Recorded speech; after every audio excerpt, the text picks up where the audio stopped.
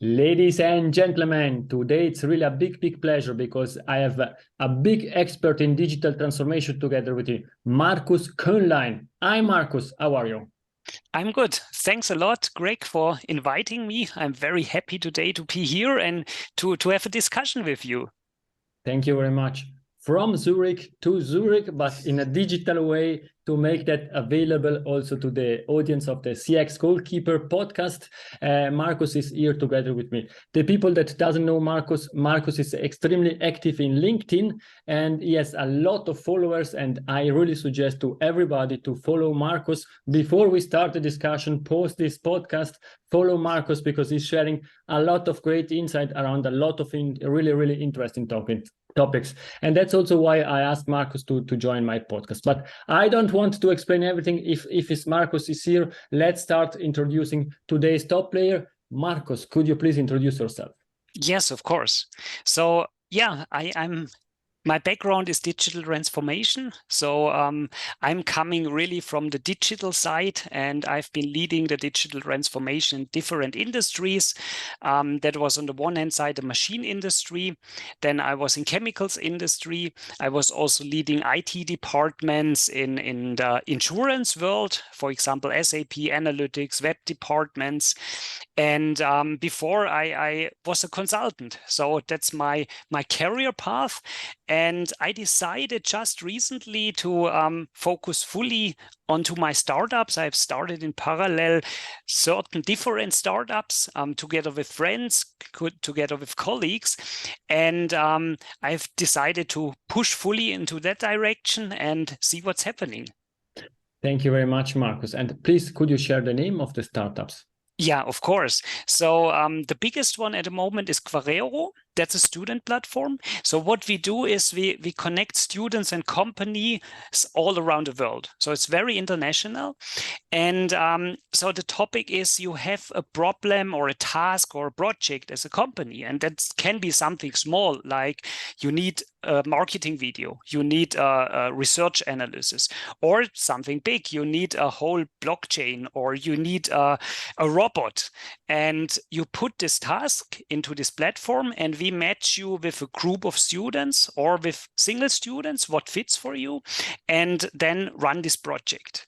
And that's quite exciting because we work a lot in Africa, we work a lot in Asia, we work in Europe, so we connect really the whole world. And that's the biggest one. And the other ones is one is going into crowd strategy consulting, also quite exciting. Another one into AI more, and the fourth one into data. That's really interesting. And for the audience, you will find all the links to the startups available in the show notes. I am super keen to ask the next question because I know you have a lot of energy. You already shared in the pre-discussion everything what you are doing and how you are managing your daily job and perhaps also working during night. Which values drive you in life? Yeah, so I'm a person, and I thought about that. Yeah, it's a lot about, my life is a lot about innovation. So I'm really into innovation and driving innovation, also connecting the world, connecting people, openness, also diversity, and creating a network of people and working with them together. And that's a lot of fun for me. That's a lot of experience I make. And that's also something which drives me because I see a lot of problems around the world, and I can often connect people who can solve these problems or can work on the solutions. And that's really something which drives me a lot. Thank you very much. And you mentioned in one of the previous discussion that I was following that you created a startup together with somebody you never met. Could you yes, share true. the story? Yeah, true. Yeah, that's this AI startup. It's still research phase at the moment, and it's a person from India. She's from India. She is a lawyer in India actually, and we met on LinkedIn and we chatted. We had different phone calls. We talked about ideas, and then it got more and more concrete. So we started a startup together, also with some other friends we involved, and we still work together. It's super interesting and super intriguing what you're sharing. And therefore, let's start the game. Today we're speaking about digital transformation, or to be more precise, also following the headliner of Marcus, creating the digital future. Could you please share from your point of view, what is the best definition of digital transformation? Yeah. So for me, it's always three big pillars. And the one side, what I see always, or where I also worked in, is the market side.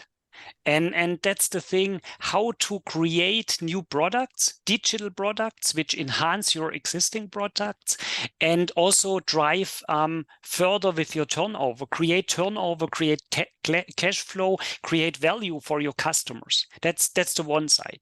Then on the other side, there is the internal side. This is more the internal processes, smart production, if you are a production company, how to optimize all these things, how to work together in all these areas. So that's this side.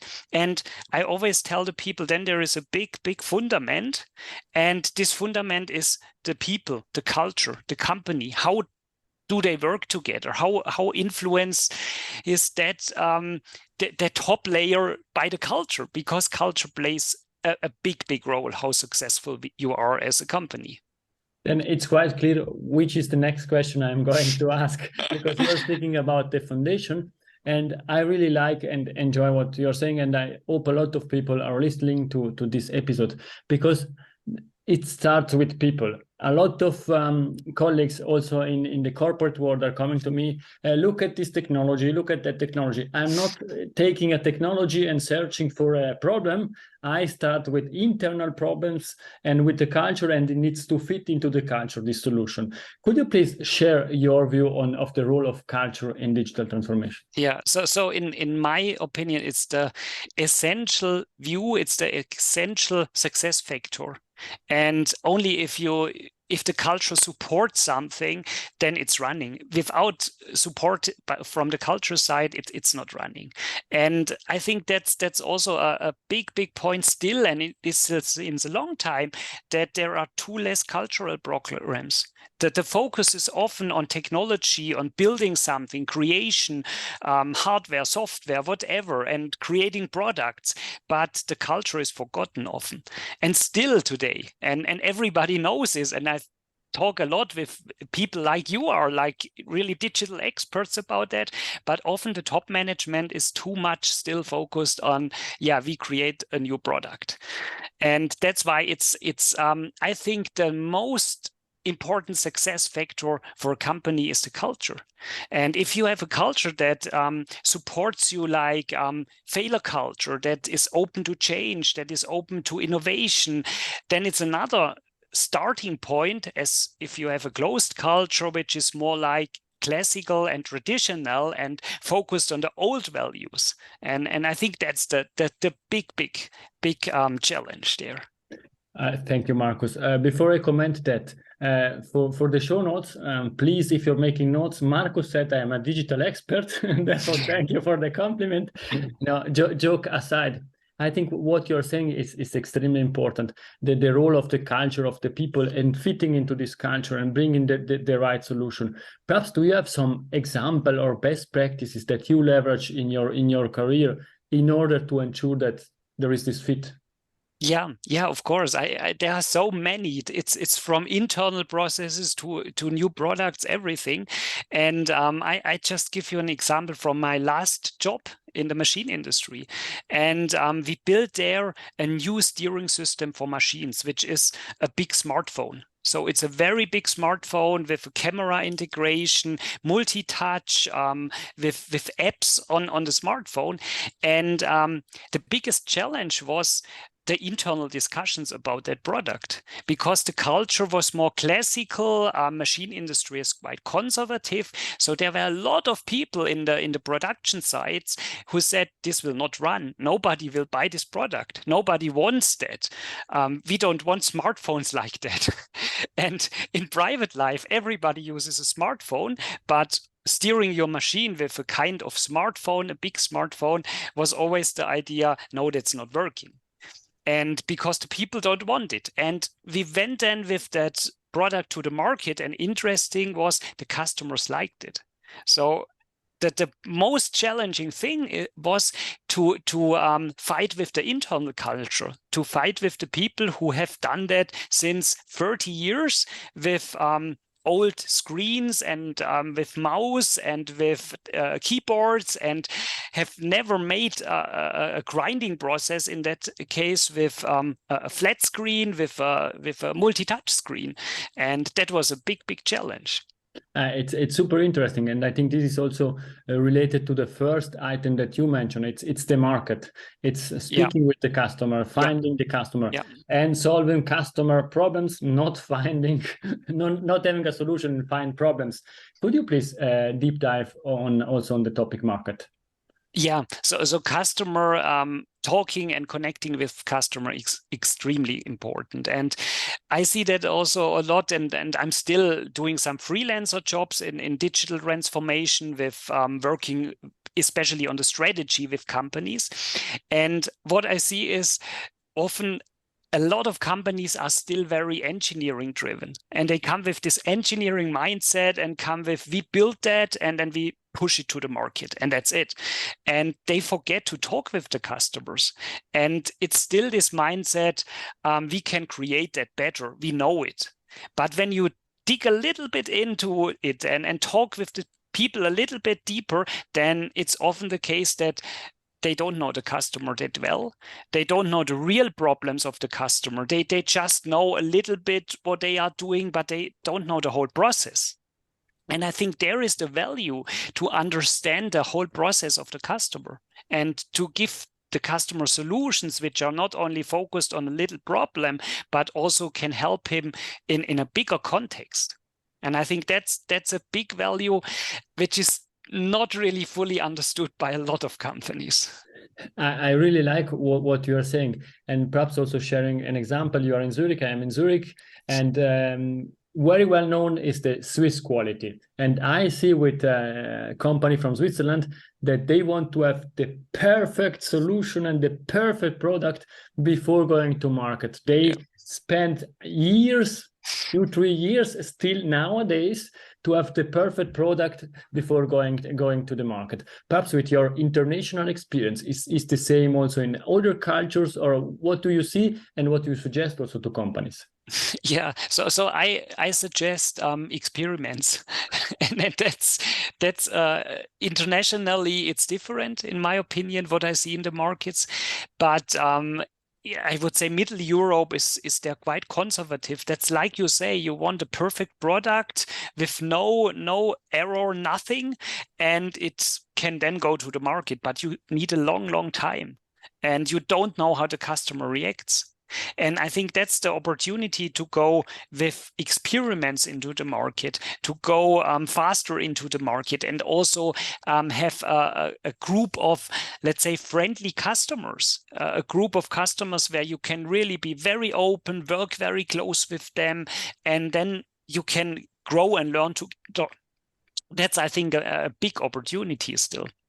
And we are still cultural side away from that, I think.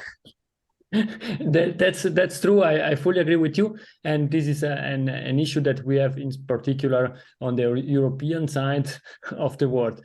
Perhaps could you please share also from your personal experience? You mentioned you are in 4 startups, and how was your first impression with the market? How you started really speaking with customer? Yeah, I think startup world is a little bit different, and especially if you look at the business models. So what is quite fixed in the corporate world and very slow moving and very slow adapting, that's very fast changing in the startup world. And what happens in the startup world is you create a team, you have a timeline, you go into the market, and you notice 4 weeks later, oh, it's not running like we thought. So you change it again. And then you notice again, okay, something is working, something not. So you adjust again. And that's why you constantly work on your business model. So there is always work on the business model ongoing. And I always try to follow the customer. In the end, what is the need of the customer? And I try to follow that path. And sometimes you come with a solution and the customer says, it's nice, but I don't need it. So you adapt and so you change. And I think that's the big opportunity. And that's why also so many smaller companies come out of nowhere and suddenly with great products and suddenly take over whole markets. I think there is also a really interesting point I would like to double click on. You said we went on the market, we tried, and the customer gave feedback, positive or negative. How are customers reacting if the product is not working as expected? And is there still an opportunity? Why I'm asking this question? Again, we are both in Switzerland, therefore a very well-known tool.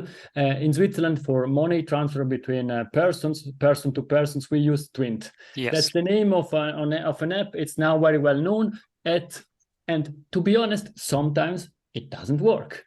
But because people are saying, oh, let's wait, we try later, and a few hours later it works, and we still continue using that. I see a lot of corporates that want to have the perfect product with the complete stability, and they are never going to the market. Sorry, now back to you, leaving you to answering the question. Yes, so I see it the same way. It's we are too much often focused on highest quality and then going to the market. It will never work like that, I think. And what our experience was, when I look at Gregorio, for example, we said to the customer, look, we are a young startup. We have built now a platform, and we know not everything is perfect. We are in a testing phase. We try that, and if it's not working, please tell us. Please help us to grow and to learn. And it's so important for us to learn because you are the expert. We are just trying to help you with something. And that worked very well, I have to say. So most of the companies were very happy with that approach. And we have customers which, we started with them already now 2 years ago or something. About 2 years ago, we went to the market. So they are still in the platform, still working with us. And they saw a lot of problems in that platform, I'm sure. I think thank you for sharing this insight. The second topic you mentioned earlier was internal processes and how to create that. Could you please deep dive also on this topic? Yeah. So internal processes are always a lot of opportunities to optimize with digital technologies. You can do so many things, and I think it's what you see is there is always a lot of repetitive work, for example, which people do. And people shouldn't do repetitive work. They should do exciting work, right? They should do things which drives them, which they love, which they like. And I think there are always opportunities to optimize with technology. And that can be, if we look into production, like smart production things, paperless production, these things where I worked in the past, or also things like in the office. So office optimizations with new tools, new technologies to optimize things which are there and often very outdated and often very old. And I have to say, when I look into companies, sometimes I'm really scared what you see there, how the processes work. And you ask the people, how old is that process? And I had one discussion in a company once not long ago, and there they said, yeah, we have I have created this. This was the head of the department, but that was when I was working as an apprentice. So it's 20 years ago, and it stayed like this. And that's quite scary if you see how technology has moved, but processes couldn't move that fast behind the technology.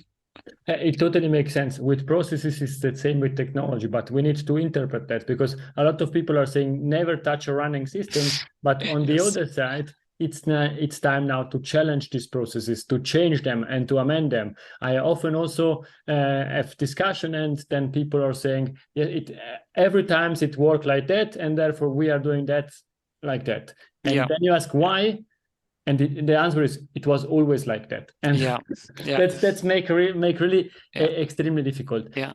Is perhaps there an example that you can share with the audience that you worked on for such an improvement? Yeah, I have once built in chemical industry a center for digital technologies in Barcelona. And there we did a lot of optimizations with RPA, for example, and smart process optimization topics. So there we did a lot. And a main point was there also, again, the culture. So first, when we started to work on that, everybody was scared I lose my job. And that's also a thing where you have to work with people first and explain them that they don't lose their job, that they just get rid of the boring stuff and that they can focus on the value stuff. And I think that's also something which is very important to give the people the confidence that they are still there, that they still have a job, that they still can go forward, and that they have even the option to grow. And I think that's also their main point. And otherwise, I think they will never cooperate and you will never get the real details about these processes. So that's the big challenge you would have then. I think what you're saying is extremely important. Employees need to have the right mindset, the willingness to change. I am still the opinion that there will be enough work for everybody, because we saw also that with the industrialization, it was first agriculture and then it went to industrialization, but there was enough job for everybody, or even they were always looking for new people. And exactly the same is nowadays. Robots will not be the substitute of human beings, but we need to accept that we will have different works. We are not going to do exactly the same work for the next 20 years, but we need to stay open for change. Yeah. And I think you are extremely open for change and digitalization. May I ask you one personal question? Where does this passion for a digital transformation come from? That's a good question, actually. I think I was always going into that direction, and I from my background, I studied originally economics, but I always was also in parallel active on the technology side. And I always had this passion for technology and was mixing that up. So economics and technology together. And I think that made me go into this innovation direction and made me think always like, what can be done? What is interesting to do? What is also fun to do? It's also fun, of course. It has to be fun, I think. That's also important. And thank you for sharing that. And you mentioned at the beginning that you moved from the corporate world into the startup world, now full-time in the startup world. When was the deciding point that you decided, okay, now I need to stop and move into the startup and go into this unknown? Yeah. So it was not long ago. It's recently. I just changed some time ago, very short time ago. And it's some months ago when I saw that, I need more time for the startups. And I was doing everything in the night. I was working a lot on the weekends, of course. That's normal, I think. And I saw that there is more power needed in the startup world. And what I also see is you don't do just your job in the startup world. I'm mainly always responsible for technology things, but you also need to sell. You also need to do finance. You do everything in the end. So you have to be flexible, and everywhere is someone needed. And I think from really my art and the art of the audience, we wish you all the best in your new career phase. And we are sure that you will create outstanding startups. Perhaps moving also on to the leadership topic. Can you share with us one of your biggest failure and what you learned in your career? Yeah, so failures. Yeah, I would say coming to a cultural topic. I would say also coming to the startup world. You create a culture when you build a company. I have experienced that only when I created companies by myself. It was not in my mind like this before. And you create your culture really from the beginning. what you do in the beginning. And I think that's a big influence on the culture of the company, also for the future. So you move that into the future. And when you accept things in the beginning, then things happen in that way that they shouldn't do sometimes. And that's exactly the point where I now think, okay, I should have done things differently. And that's really a topic I wasn't aware of that when I created with first colleagues my companies. It's really interesting. And you mentioned also that you are extremely active working during the weekend, during night, very active also on LinkedIn. What's your definition or your relationship with resilience?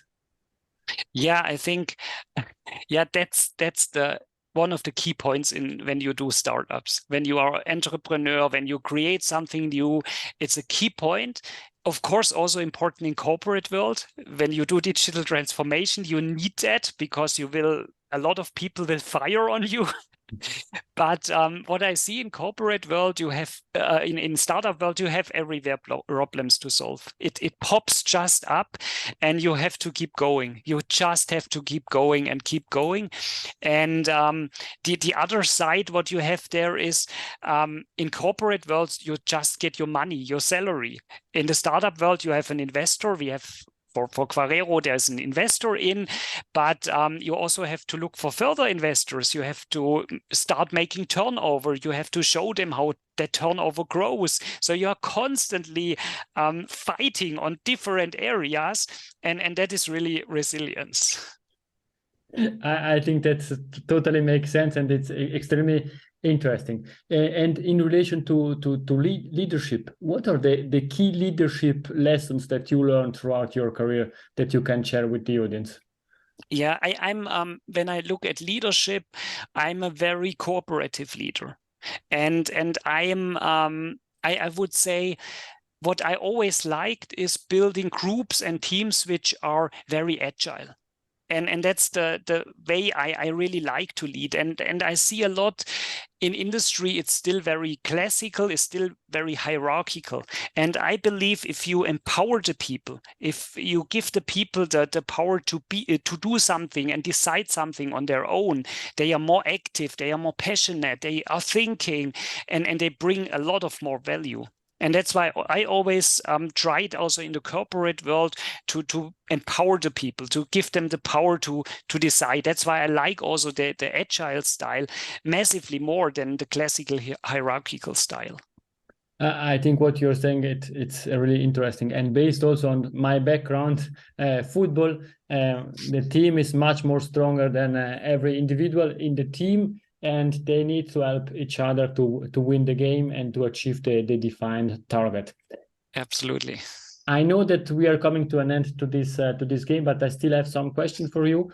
And the one that I'm super keen to ask is, in 10 years from now, we are back on the CX Goalkeeper podcast. What we are discussing about? I'm 1 point. I'm sure we will still discuss about culture. I'm 100% sure we will still have cultural topics that will never be solved. I think that's a big thing.